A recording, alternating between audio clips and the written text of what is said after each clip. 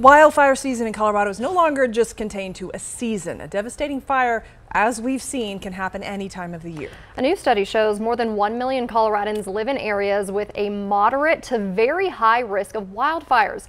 Denver 7's Colette Bordelon explains the research and shines a light on another aspect of living with wildfires that you may not have thought about.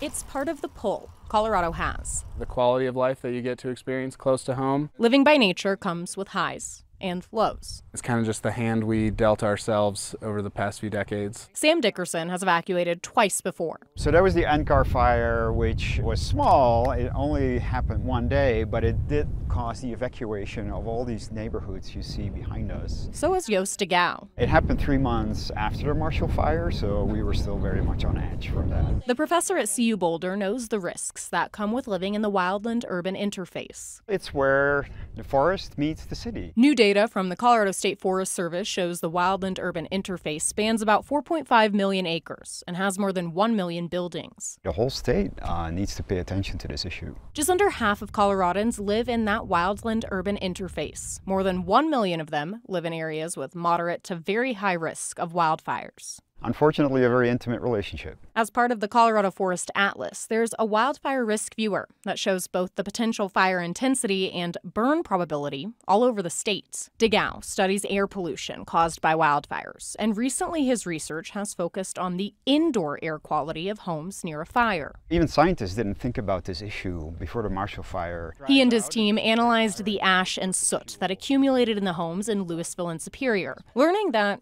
the air quality effects lingered inside after the fire had been put out. Your home sort of acts like a sponge. It soaks up the smoke, and then after the fire is out, it slowly releases that smoke again, and it can still expose you to some levels of smoke compounds. The research shows another layer of life with wildfires. The concern is that more and more people are moving into forested areas, are moving into the wildland-urban interface. So yes, because we're moving, more and more people will be at risk. A reality for Coloradans, while scientists do what they can to keep up. Colette Bordelon, Denver 7. Going in depth, more and more Colorado homeowners are being denied homeowners insurance because of wildfire risk. The Colorado Division of Insurance tells me it has received a growing number of calls about this issue since the devastating Marshall Fire. I spoke with one homeowner here earlier this year who experienced this firsthand. She tells me one insurer after the next denied coverage. Because Marshall Fire happened, and suddenly nobody would insure up here. Your house is worthless. You can't sell it. The stress is just unbelievable. The state is trying to step in to help. A bill went into effect in August to create an insurer of last resort for people who cannot get policies. The Rocky Mountain Insurance Association told me that plan would be expensive for homeowners and would have minimal coverage. And even tonight, a wildfire is burning west of Steamboat Springs in Moffat County. That one is 30% contained. The Iron Fire sparked Thursday and has grown more than 7,300 acres so far. The Moffat County Sheriff's Office says 6 structures are threatened, but right now no mandatory evacuation orders are in effect. Officials say smoke can be seen from Highway 13 and County Roads 3 and 7.